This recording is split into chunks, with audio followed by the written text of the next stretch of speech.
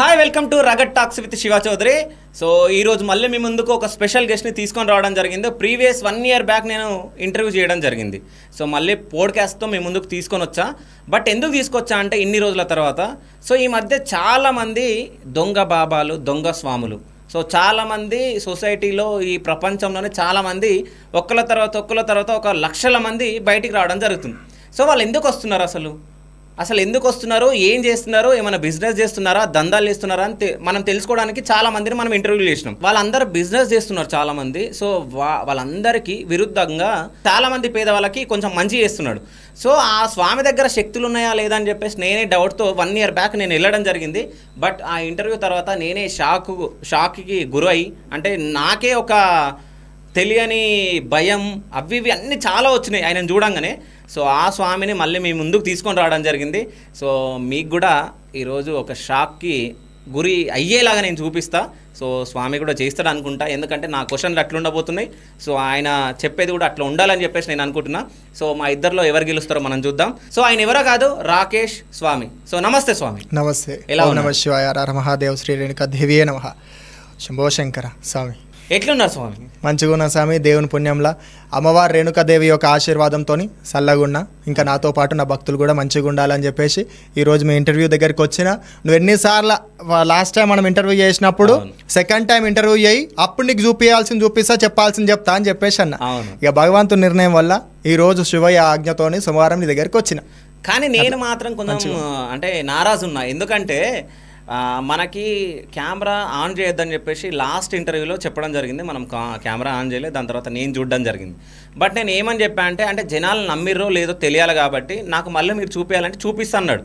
But 6 months నుంచి నేను ఎంటబడుతున్నా, 6 months నుంచి నాకు అసలు టైం ఇవ్వలే. మళ్ళీ ఇన్ని రోజుల తర్వాత వచ్చిండో, ఇక దొరికినప్పుడు మనం ఇక పిండి ఆరేయాలి కదా. సో ఎట్లా నడుస్తుంది మీ దందా? దందాయం ఉంది స్వామి. సో దందాని ఎందుకంటే అంటే అందరు దందాలు చేస్తున్నారు కదా. దందా వేసేటోని కాదు స్వామి నేను. అట్లా దందా వేయాలనుకుంటే ఈరోజు బంగ్లాలు కడుతుండే, ఈరోజు జాగాలు తీసుకుంటుండే, ఈరోజు పెద్ద పెద్ద దేవులను కూర్చోబెట్టి పెద్ద పెద్ద మంత్రాలతో అదే అవుతుండే. కానీ ఏ రోజు నేను దందా కోసం ఆశ పడలేదు, ఏ రోజు నేను 10 మంది కోసం ఆలోచన చేసినా కానీ ఏ రోజు నా కోసం, నా స్వార్థం కోసం ఏ రోజు చూసుకోలేదు. అట్లా నా కోసం, నా స్వార్థం కోసం చూసుకుంటే ఈ రోజు నన్ను పిలిచేటోనివే కాదు, నన్ను ఈ రోజు కూర్చోబెట్టి నన్ను ఇంటర్వ్యూ చేసేటోనివే కాదు. నేను రోడ్డు మీద పోయేటోళ్ళకైనా సరే నా అనుకునేటోళ్ళు నీడకు గుంజుకొని వాళ్ళకి అన్నం పెట్టే రకం నా మనస్తత్వం అట్లాంటిది. ఈరోజు వచ్చినంటే చాలామంది కొన్ని డౌట్లు ఉన్నాయి. చాలామంది కూడా నాకు చాలామంది ఫోన్లు చేసి అడుగుతున్నారు, అసలు ఏంది, నిజమా అబద్ధమా, ఇదేంది, సత్యమా అసత్యమా, ఇంటర్వ్యూలు అన్నీ చేస్తున్నారు, ఇట్లా చేస్తున్నారు ఏందనేది ఇట్లా చాలామంది ఇట్లా అడుగుతున్నారు. ఇంకోటి ఏంటంటే నేను ఎవరు కూడా తొందరగా కన్సల్ట్ గాను, ఒకవేళ అవ్వాల్సి వస్తే దైవ నిర్ణయం అయి ఉండాలి. ఈ రోజు నీ దగ్గరికి వచ్చినా అంటే చాలా మంది అడుగుతున్నారు, ఇప్పుడు నువ్వు అన్నావు కదా ఫేక్ బాబాలు అవుతున్నారు, ఇది అవుతున్నారు అని చెప్పేసి ఇట్లా. అసలు ఫేక్ బాబాలకు మాకు సంబంధం లేదు. బాబాలు ఫేక్ ఎందుకు అవుతున్నారు, అసలు ఈ సొసైటీని ఎందుకు ఇట్లా చేస్తున్నారు అని చెప్పడానికి నేను కూడా వచ్చిన. చూపిస్తా, నేను కూడా నా అంతున నా భగవంతుడు చూపించినంత వరకు ఎవ్వరేమనుకున్నా సరే నేను చూపించడానికి నేను వచ్చినా, చూపిస్తా. నువ్వు టెన్షన్ పడాల్సిన అవసరం ఏం లేదు. కాకపోతే సత్యమేందో అసత్యమేందో ప్రజలకు కూడా తెలియాలి. అది తెలిస్తేనే ఈరోజు మంచి ఏందో చెడేందో అర్థం కావాలి.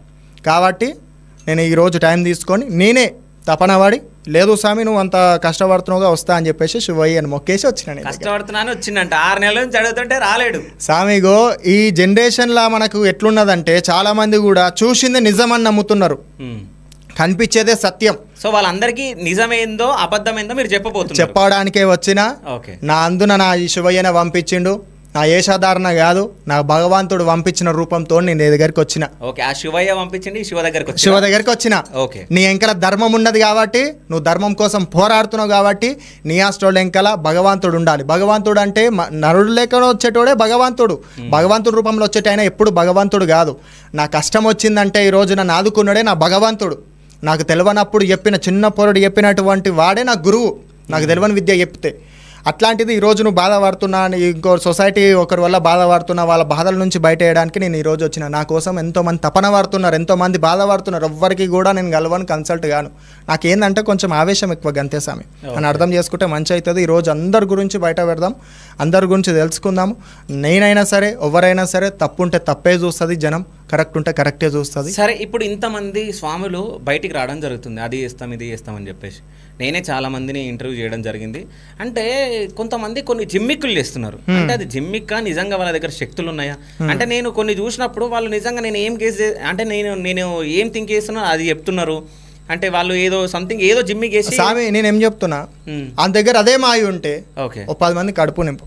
నా దగ్గర అదే శక్తి ఉంటే 100 మందికి మంచి, నా దగ్గర ఉన్నది 100% నా దగ్గర బలం ఉంటే నేను 100 మందికి మంచి చేస్తా. నాకే బలం లేకపోయా నాకు ఒక స్థాయి అనేది ఉంది, కానీ ఒక తీరులో 10 మంది వచ్చినా కానీ చూసుకునే అంత పవర్ నా దగ్గర ఉంటే 100 మందికి మంచి చేయకపోవడానికి కారణం ఏముంటుంది? నాకు చేయడానికే మనసు అనేది ఒప్పుకుంటుంది కదా. అట్లాంటిది ఎవరో ఏదో చేస్తా అని చెప్పి వాళ్ళ మీ దగ్గరకు వచ్చిన తర్వాత భయపడిపోయి ఇది చేస్తా అది చేస్తున్నా అనేటువంటి అంటే కనుకట్టు విద్యలు అవి.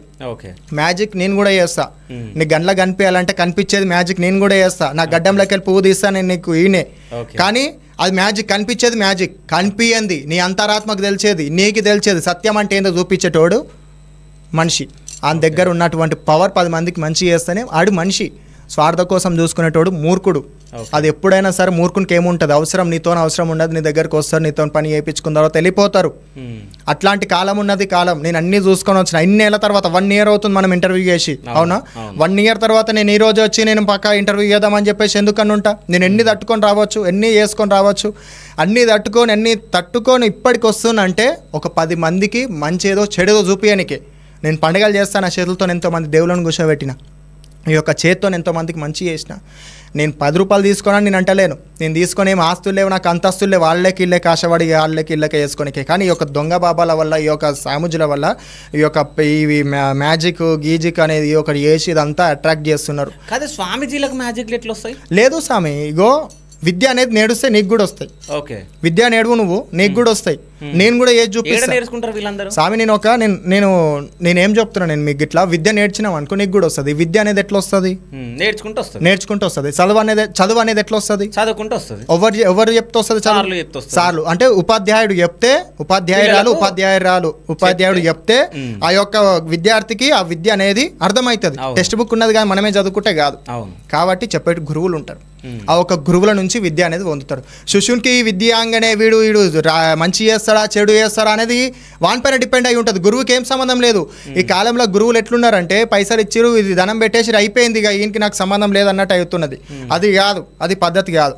శిష్యుడు విద్య ఇస్తే వాడు సరిగ్గా చేస్తుండా, దాన్ని చెడుగా వాడుతుండా. నేను అట్లా వాడేటోనైతే ఈరోజు లక్షల ఫోన్లు ఎత్తుతుండే. నేను నవస్వామి అట్లా చేసేటోనైతే లక్షల ఫోన్లు ఎత్తుతుండే, లక్షల మందికి ఇంటర్వ్యూలు ఇస్తుండే. పెద్ద పెద్ద వాళ్ళు అడిగిరు నాకు ఇంటర్వ్యూ. 1 year మీకు ఎన్ని కాల్స్ రావచ్చు? స్వామి ఈ రోజు నేను ఫోన్ ఫ్లైట్ మోడ్లో పెట్టుకొని కూర్చున్నా స్వామి. కానీ నేను మీకు ఒక విషయం చెప్తా, నాకు తెలిసి రాకేష్ స్వామి గురించి ఆయన ఇంటర్వ్యూ తర్వాత జస్ట్ 2 daysలోనే ఒక 50,000 కాల్స్ వచ్చినాయి. మా దగ్గర టెలికాలర్ ఒక అమ్మాయి ఉండే, అమ్మాయి అసలు కాల్స్ ఎత్తనికే అసలు ఆమె చనిపోయింది. అంత ఘోరంగా నన్ను చంపేస్తున్నావు శివ, ఇన్ని గనం కాల్స్ అసలు ఎట్లా వస్తున్నాయి, ఇవన్నీ ఆయన గురించి అందరు అడుగుతున్నారని చెప్పేసి ఒక వారం రోజులు నన్ను ఎత్తి తిన్నది అసలు ఘోరంగా. సో ఇన్ని కాల్స్ వచ్చినప్పుడు మీ దగ్గరికి ఇంటి దగ్గరికి ఎంతమంది రావచ్చు? అసలు చాలా మంది వచ్చారు స్వామి. అట్లా వస్తున్నందుకే ఊర్లో ఇట్లా అందరికీ ఒక తప్పుడు ఉద్దేశం లేక అయిపోయింది. దొంగలు ఎవరనేది తెలుస్తలేదు, దొరలు ఎవరనేది తెలుస్తలేదు. నాకు జాగాలు లేవు, ఉన్న జాగాలో శివయ్యని కూర్చోబెట్టుకున్నా. ఓ పానం బాగాలేదు అనేటోళ్ళకు వాళ్ళకి మంచిగా ఉండాలి. ఒక గుడికాడికి పోతే ఒక్కొక్కరికి శివలింగాన్ని ముట్టుకునే అదృష్టం ఉండదు. అట్లాంటిది నాకు ఒక స్వామి కలిసి నాకు శివలింగం ఇట్లా కూర్చోబెట్టుకుంటే ప్రతి ఒక్కరు నాకు హెల్ప్ చేసి చేయలే అన్నట్టు కాదు. నేను ఆ విశ్వాసం ఏ రోజు మరవలే. నీకు అదే రోజు లాస్ట్ ఇంటర్వ్యూ ఇచ్చిన తర్వాత నేను ఎవ్వరికి కూడా చెప్పలేదు ఈ విషయం అనేది. నాకు నర్మదా నది అనేది రివర్స్ ఎక్కుతుంది, కింది నుంచి వెళ్ళి పైనకి ఎక్కుతుంది నది అనేది. అన్ని నదులు కిందికి వస్తే పైనకి వెళ్ళి కిందికి వస్తే హిమాలయాస్ నుంచి కిందికి వస్తే ఈ నది అనేది పైనకి ఎక్కుతుంది. ఆ నది నుంచి తీసుకొచ్చిన శివలింగం నా ఇంట్లో ఉన్నది. నాకు స్వామి వచ్చి, స్వామి నువ్వు ఇట్లా పెట్టుకున్నావు కదా నా గిఫ్ట్ అని చెప్పేసి పలానా ఒక స్వామి ఆయన తీసుకొచ్చి నాకు గిఫ్ట్ ఇచ్చిందనమాట. ఆయన కోసము నేను ప్రతి ఒక్క ప్రజలకు ఏం చెప్తున్నానంటే మృత్యువుని జయించే శక్తి శివయ్యకు ఉన్నది. ఆ శివయ్య అభిషేకం చేద్దామంటే గుళ్ళకాడికి, ఈ హైదరాబాద్లో ఉన్న గుళ్ళకాడికి అభిషేకాలు చేద్దామంటే గాని పని. అట్లాంటప్పుడు ఏం చేయాలి? నేను పెట్టుకున్నటువంటి లింగానికి అభిషేకం చేయాలి, వీళ్ళందరూ మంచి బతకాలి అని చెప్పేసి నేను తపన వాడి నేను ఒక గుడి కట్టించుకొని ఆ గుడి మీదంగా శివయ్యకు అభిషేకాలు చేయాలి, మంచి జరగాలని చెప్పేసి తపన వాడుతున్నా. నేను చేస్తున్నది ఈ రోజు కూడా 10 మంది కోసమే, మంచి కోసమే. కానీ ఇప్పుడు మీరు ఒక మాట చెప్పడం జరిగింది, అంటే వేరే లింగాలకు శివలింగాలకు చేస్తే ఆ దక్కని ఫలం మీ ఇంట్లో ఉన్న లింగానికి వేస్తే దక్కుతుందా? లేదు, లింగాలలో రూపాలు ఉంటాయి. భీమలింగం అని చెప్పేసి. ఈ లింగం ఏంది? మహాకాళేశ్వరుడు ఆయన. ఓకే, మహాకాళేశ్వరుడు ఈ యొక్క లింగాన్ని నేను ఏం చెప్తున్నా అంటే, మనం ప్రతిష్టాపన చేసేటప్పుడు మనం ఒక రాయిని తీసుకొచ్చి పెట్టిన లింగమూర్తి లేక మొక్కినా కానీ బలం పెరుగుతుంది. ఓకే, అట్లాంటిది కొన్ని జాగాలు అనేవి ఉంటాయి. ఇప్పుడు గంగా జలానికి ఎందుకు అంత మనము ఇంపార్టెన్స్ ఇచ్చి మనం ఇంట్లో ఉన్న వాటర్కి ఎందుకు ఇయ్యం? అదైనా గంగని ఇదైనా గంగని, అది యమునా నది, ఇది కూడా కృష్ణా నదే కదా. మన ఇండ్లలోకి వచ్చేటివన్నీ ఆల్మోస్ట్ కృష్ణా నది వాటరే. మరి ఆ నుంచి తీసుకొచ్చిన వాటర్కి ఈ వాటర్కి ఎందుకు తేడా చూపిస్తారు? ప్రవహించే ప్రవాహం బట్టి, వచ్చే జాగని బట్టి, తీసుకొచ్చుకునే దేవుని బట్టి ఈ యొక్క దేవునికి అనేది బలం ఉంటుంది.